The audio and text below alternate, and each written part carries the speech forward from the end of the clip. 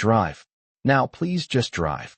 Emily Carter's voice cracked as she yanked the passenger door open and slid into the car, her breath sharp and uneven like she'd been running for blocks, the cold night air following her in before the door slammed shut with a hollow thud that seemed too loud for the quiet street, too final, like something had just been decided without her fully understanding it.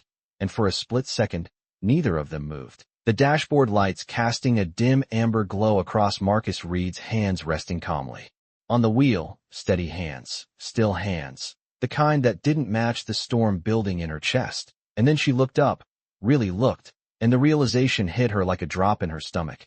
This wasn't her ride, not the car she'd called, not the driver she was expecting, and yet here she was, sitting inches away from a stranger, her fingers tightening around her phone as the silence stretched thin, fragile, like it might snap if either of them breathed too loudly, outside the windshield. The street lamp flickered, throwing shadows that shifted across the glass, and Marcus finally turned his head just slightly, not fast, not startled, just enough to meet her eyes, calm, unreadable. "You got in the wrong car," he said, his voice low, even, the kind of voice that didn't chase or demand. It simply stated, and something about that made her chest tighten even more, because it wasn't what she expected, not the reaction she had braced herself for, not the edge, not the tension, just calm. And that calm felt heavier than anything else, pressing into the space between them. Emily swallowed hard, her mind racing faster than she could organize, every warning she'd ever heard echoing all at once, every late-night headline, every whispered caution from people who looked like her, sounded like her, telling her what to fear, and now all of it was sitting right here with her in this car, in this moment, her thumb hovering over her phone screen, debating whether to call, to text, to run, but her body didn't move. Not yet, because Marcus hadn't moved either, his foot still off the gas, the engine humming quietly like it was waiting for permission. And then, without raising his voice, without turning fully toward her, he added, "But you look like you need to get somewhere safe." And the words landed differently than anything else in the night, softer, almost out of place. And for a second, just a second, the fear in her chest hesitated, not gone, just interrupted, like a breath caught between inhale and exhale. And outside, somewhere down the block, a car door slammed, sharp and distant, and Emily flinched instinctively, her eyes darting toward the side mirror, scanning shadows she couldn't quite make out, her pulse climbing again, louder now, drowning out logic, drowning out reason. And Marcus noticed, not in the way of someone intruding, but in the way of someone who had seen that kind of fear before, the kind that made people smaller, tighter, quieter, and he didn't ask questions, didn't push, just rested his hands back on the wheel, waiting, the faint glow of passing headlights sliding across his face, revealing nothing but patience. And the seconds stretched longer than they should have, until finally, Emily's voice came out. Again, softer this time, barely holding together. "Can you just go?" And that was all it took.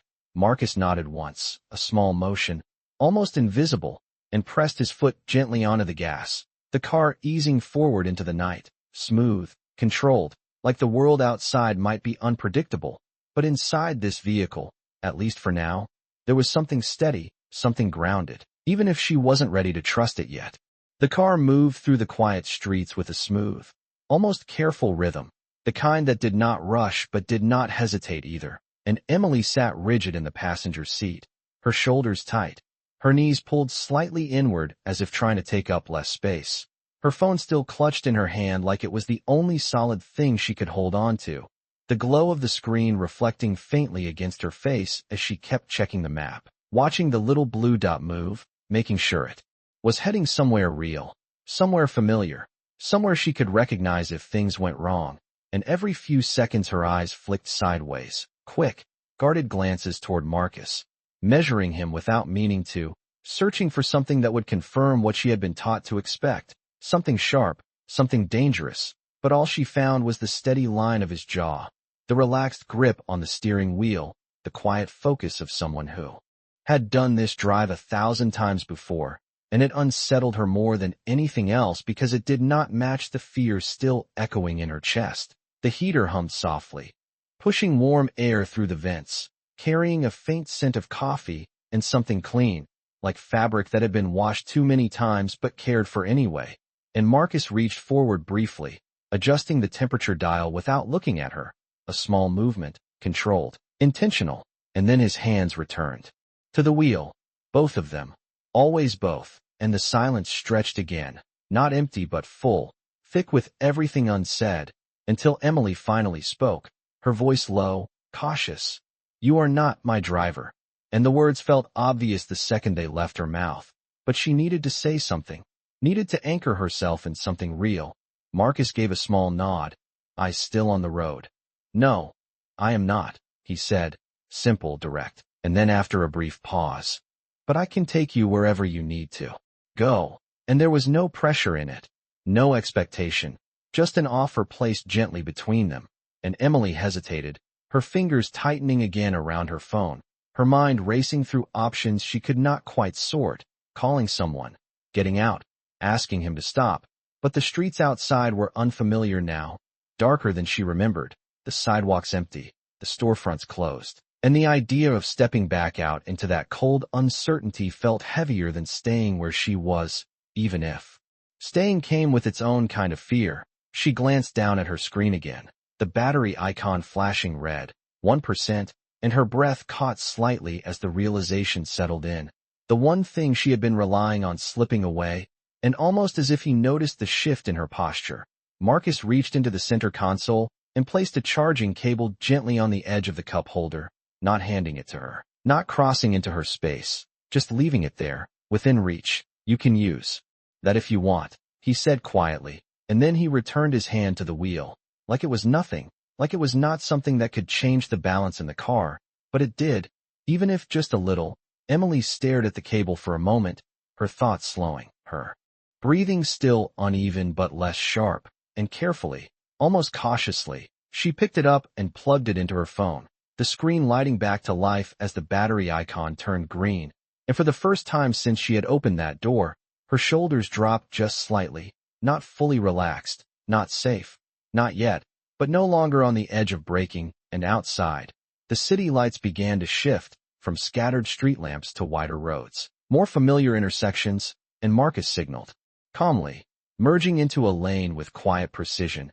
And in the reflection of the window, Emily caught a glimpse of herself, pale, tense, eyes still searching, and for a fleeting second, something else slipped in beneath the fear, something quieter, something uncertain, the beginning of a question she had never thought to ask before.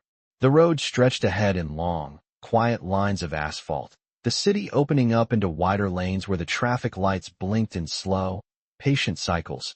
And Emily found herself watching those lights more than anything else, red to green to yellow, predictable, controlled, unlike the storm of thoughts still moving inside her. And the faint hum of the engine settled into a rhythm that almost felt like breathing, steady, consistent. And she realized she had started matching it without meaning to. Her chest rising and falling a little slower now, her grip on the phone loosening just enough that her fingers no longer ached. And still, every so often, her eyes drifted toward Marcus, not as sharply as before, but still cautious, still measuring. And this time she noticed something different, not about him, but about what was missing. There was no tension in his shoulders, no impatience in the way he drove, no sideways glances trying to read her or pressure her into conversation, just quiet. Focus, like he had already decided what kind of person he was going to be in this moment and nothing around him was going to change that. And that steadiness began to press against the edges of her assumptions, not breaking them yet, just pushing, gently, persistently, until she shifted slightly in her seat, the leather creaking softly under her weight, and asked, almost without planning to, "Do you do this all night?" Her voice softer now, less defensive, and Marcus glanced briefly at the rearview mirror before answering, not looking directly at her. "Most nights," he said. "People need rides at all hours." And there was a small pause, not awkward, just space, before he added, "Sometimes they need more than a ride."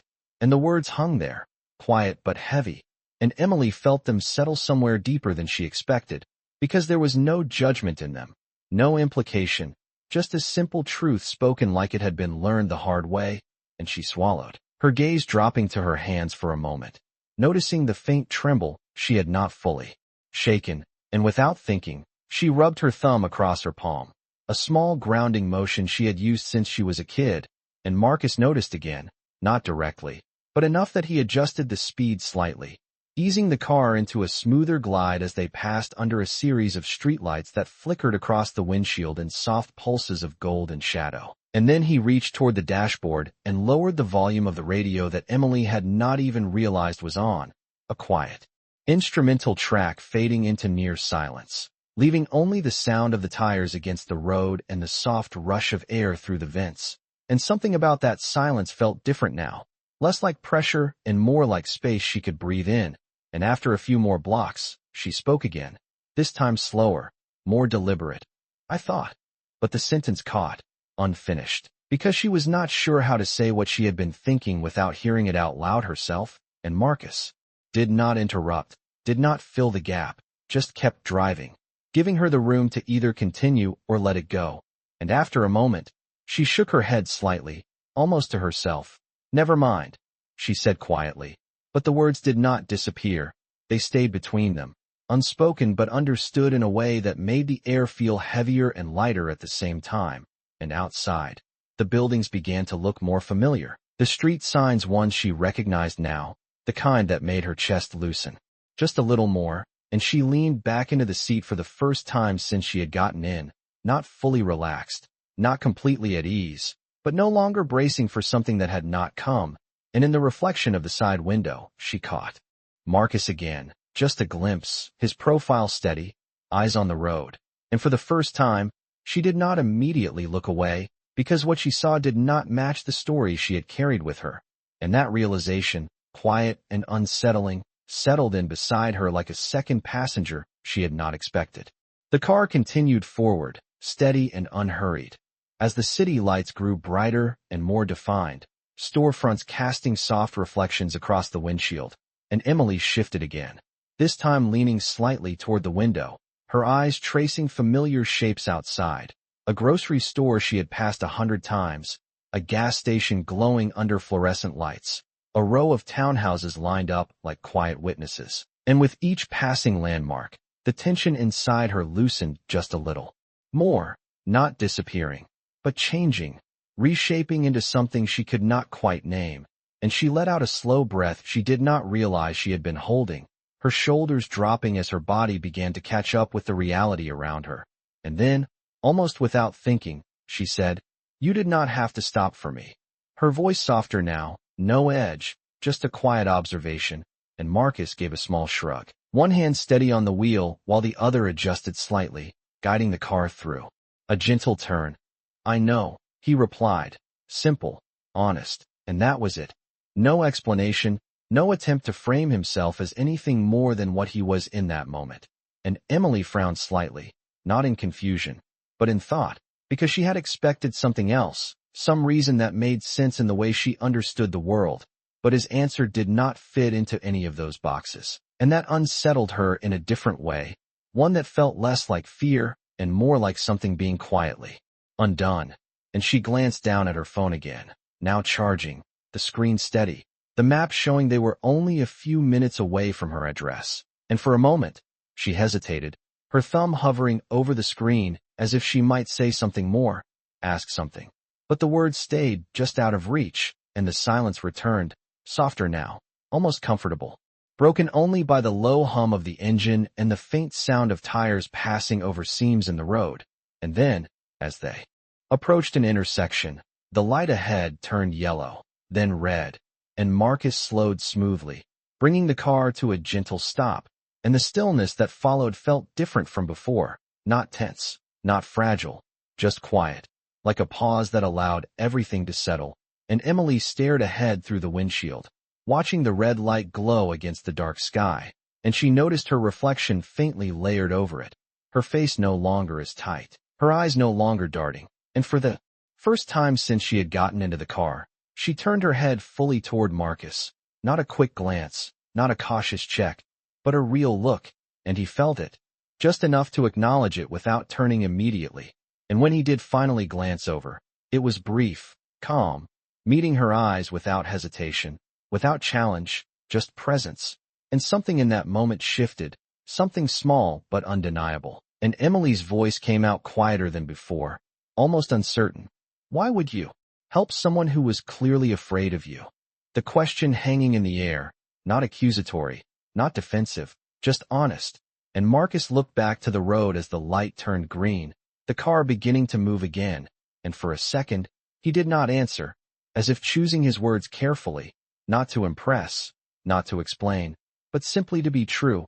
And when he finally spoke, his voice was as steady as ever. Because fear does not always mean danger, he said, and the sentence landed gently, but it carried weight, settling into the space between them in a way that made Emily's chest tighten, not from panic this time, but from recognition, and she looked down at her hands again, her fingers now still, her grip relaxed, and outside, her street came into view, quiet, lined with trees and parked cars, the porch lights glowing warm against the night. And as Marcus signaled and slowed, guiding the car toward the curb, Emily felt something unfamiliar rise within her, not fear, not relief, but something quieter, something that asked her to look again, not at him, but at everything she thought she understood. The car eased to a stop along the curb, tires rolling gently over the edge of the asphalt before settling into stillness, and for a moment, neither of them moved, the engine idling low, the soft vibration barely noticeable, but present enough to remind them both that this moment was not frozen, just paused, and outside, the quiet of the neighborhood wrapped around them, porch lights glowing warm against the night, a faint breeze stirring the leaves of the trees overhead, everything calm, ordinary, safe. And yet inside the car, something lingered, something unfinished, and Emily stared ahead through the windshield. Her house, just a few steps away. A place she had always associated with certainty, with control, but now it felt different, like crossing that distance would mean leaving something unresolved behind.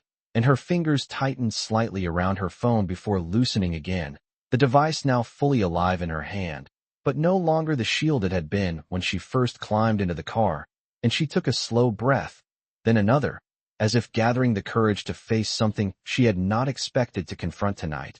And finally, she turned toward Marcus, her voice quieter than it had been at any point before. I thought you were going to hurt me. The words coming out without defense, without justification, just truth. And the air shifted as they settled between them, heavier than anything else that had been said. And Marcus did not react immediately, did not flinch, did not look surprised. He simply nodded once, as if acknowledging something he had heard many times before, something that no longer shocked him but still mattered. And he rested his hands lightly on the wheel, his posture unchanged, grounded. I know, he said, and there was no bitterness in it, no accusation, just acceptance. And that made Emily's chest tighten in a way she did not expect, because she had braced herself for defensiveness, for discomfort, for something that would allow her to retreat back into what she understood. But instead, she was met with calm, with understanding that felt almost undeserved. And she looked down briefly, her reflection faint in the dark screen of her phone, seeing herself in a way that felt unfamiliar, stripped of the confidence she usually carried, and she swallowed, her voice softer now. I was wrong. And the words felt heavier than the first, because they carried something more than fear. They carried responsibility, and Marcus glanced at her then, just briefly, his eyes steady, not judging, not dismissing, just present. And for a second, the silence returned, but it was not empty. It was full of everything that had shifted between them, everything that had not needed to be explained. And then Emily reached for the door handle, her hand pausing there as if she might say something else, something more, but the words did not come easily, because what she felt could not be wrapped into a simple sentence. And instead, she let out a small breath, almost a release, and opened the door, the cool night air rushing in again. Sharper now, but no longer biting, and she stepped out onto the sidewalk, the ground solid beneath her feet, her home just ahead. And for a moment, she stood there, the car still beside her, the door open, the light from inside spilling onto the pavement, and she turned back, meeting Marcus's eyes one more time, not with fear this time, not with suspicion, but with something quieter, something closer to respect. And she gave a small nod, Not rehearsed, not formal, just real. And then she closed the door gently, the sound soft, final.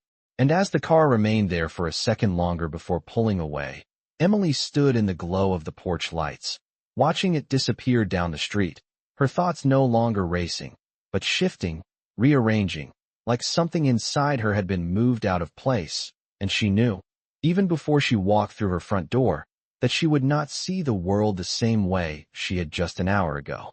The front door clicked shut behind Emily with a soft, familiar sound that usually meant safety, but tonight it echoed differently, lingering in the quiet hallway as if asking her to notice something she had always overlooked, and she stood there for a moment without moving, her hand still resting lightly against the door, her breath slow, steady, but not quite settled, and the house around her felt the same as it always had. The faint hum of the refrigerator in the kitchen, the distant ticking of a wall clock, the subtle warmth in the air, everything unchanged, and yet something inside her had shifted just enough that none of it felt exactly the same. And she walked forward slowly, her steps softer than usual against the hardwood floor, as if she were moving through a space that deserved more attention than she had ever given it before, and she set her phone down on the kitchen counter, the screen lighting briefly before dimming again. And for once, she did not reach for it immediately, did not check messages or notifications, did not look for distraction. Instead, she leaned back against the counter, her palms resting against the cool surface, her eyes drifting toward the window where the street outside was still visible, quiet, still, the same street where she had just stood moments ago, and she tried to replay everything that had happened, not just the events, but the feeling of them, the way her fear had filled the car at the beginning, heavy and sharp, and the way it had slowly changed shape, softened, questioned itself without her even realizing it. And she closed her eyes briefly, letting that realization settle deeper, and in that quiet, she could hear it more clearly, not his voice, not his words, but the space he had given her, the patience, the absence of anything that would have justified her fear, and it pressed gently against something she had carried for years, something she had never examined closely because she never had to, and now it felt exposed, not attacked, not forced, just visible, and she exhaled slowly, her shoulders dropping as she let that truth sit without trying to push it away, and after a moment, she walked toward the living room, the soft glow of a lamp illuminating the space, and she sank down onto the couch, her hands resting loosely in her lap, no tension, no urgency, just stillness. And her mind drifted back to the moment he had said, "Fear does not always mean danger." And the words echoed differently now, not as a response, but as something she needed to understand, something that asked more from her than she was used to giving.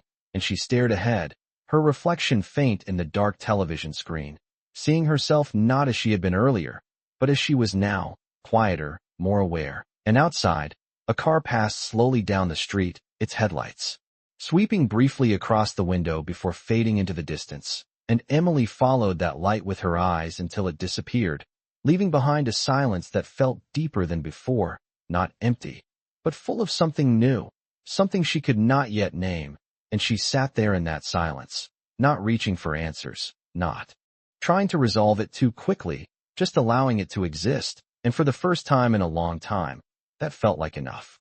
Morning arrived quietly, not with urgency, but with a slow wash of pale light filtering through the curtains, soft and steady, and Emily woke without the usual rush of thoughts pulling her in a dozen directions. Instead, there was a stillness, a lingering awareness from the night before that had not faded with sleep, and she lay there for a moment, staring at the ceiling, letting the memory return not as something sharp or overwhelming, but as something calm, something clear. And when she finally sat up, her movements were slower, more deliberate, as if she were carrying something fragile that she did not want to drop, and she walked to the kitchen, the cool floor beneath her bare feet grounding her with each step, the familiar routine waiting for her, coffee, messages, the noise of the day, but she paused before reaching for any of it, her eyes drifting instead to the window, to the same street now lit by daylight, everything visible, ordinary, safe in a way that felt unquestioned, and yet she could not unsee what she had felt the night before, could not ignore the quiet realization that had settled into her chest, and she reached for her phone, not out of habit this time, but with intention, unlocking it, and opening the ride history. Her thumb hovering for a second before tapping into the last trip, the details appearing on the screen, simple, factual, distance, time, a name, Marcus, and she stared at it longer than she expected, the letters holding more weight than they should have, because they were no longer just information, they were a reminder, a connection to something she had not fully understood until now. And her thumb moved again, hesitating over the option to leave a review, the small space waiting for words that suddenly felt too limited, too shallow for what she wanted to say, and she exhaled softly, her shoulders relaxing as she set the phone down again without typing anything. Because this was not something that could be resolved in a few sentences, not something that could be summarized neatly and left behind. And she turned away from the counter, walking back toward the living room, her reflection catching briefly in the mirror by the hallway. And she stopped, looking at herself more closely than usual, not checking appearance, not adjusting anything, just looking, as if trying to see the difference between who she had been and who she was becoming. And it was subtle, almost invisible, but it was there, in the softness of her expression, in the absence of tension she had carried for so long without noticing. And she thought about the way she had looked at him when she first got into that car, the assumptions that had come so quickly, so automatically, and for the first time, she did not try to justify them, did not try to explain them away. She simply acknowledged them, and that acknowledgement settled into something deeper, something that felt less like guilt and more like responsibility. And she moved to the couch, sitting down in the same spot as the night before, the light now filling the room instead of shadows. And she let her hands rest loosely in her lap, her breathing even, her mind clear, and in that quiet clarity, a new understanding began to take shape, not forced, not rushed, but steady, like the way he had driven, like the way he had spoken, and she realized that what stayed with her was not just what he had done, but how he had done it, without expectation, without needing recognition, just choosing, in that moment, to be kind, and that choice echoed now, asking something from her in return, not as a demand, but as an invitation, and she sat there with it, letting it settle fully, knowing that whatever came next would not be about that night alone, but about every moment after it, every choice she would make, every assumption she would question, and for the first time, that felt like something she was ready to face. The day moved forward in quiet layers, sunlight shifting across the floor as hours passed without urgency. And Emily found herself noticing small things she had overlooked before, the way the lights settled on the edge of the table, the faint sound of footsteps from a neighbor outside, the rhythm of a normal day that felt somehow different now, not because anything had changed around her, but because something had changed within her, and that difference followed her as she moved through her routine, making coffee, checking messages, responding to emails, each action steady, familiar, yet carrying a subtle awareness that had not been there before. And when she finally stepped outside later that afternoon, the air felt clearer, cooler, the kind of early breeze that brushed lightly against her skin, grounding her in the present. And she paused at the edge of her driveway, looking down the street where everything had happened, the same street that now held a memory she could not ignore. And for a moment, she simply stood there, letting that memory settle again, not as something uncomfortable, but as something important, and her gaze drifted toward passing cars, each one ordinary, each one just another vehicle moving through the day, and she realized how easily she had once assigned meaning to things without question, how quickly she had filled silence with assumptions, and now, standing there, she felt that instinct soften, not disappear, but loosen, giving space for something else to take its place, something more thoughtful, more aware. And as she walked down the sidewalk, her steps unhurried, she passed a man across the street loading groceries into his trunk, and without thinking, she glanced over, not with suspicion, not with hesitation, but with simple recognition, just another person moving through his own day. And he glanced up briefly, their eyes meeting for a second before he gave a small nod, a normal, everyday gesture that carried no weight beyond acknowledgement. And she returned it, equally simple, equally real, and kept walking. But something about that moment stayed with her, not because it was extraordinary, but because it was not, because it did not carry the fear she had once expected.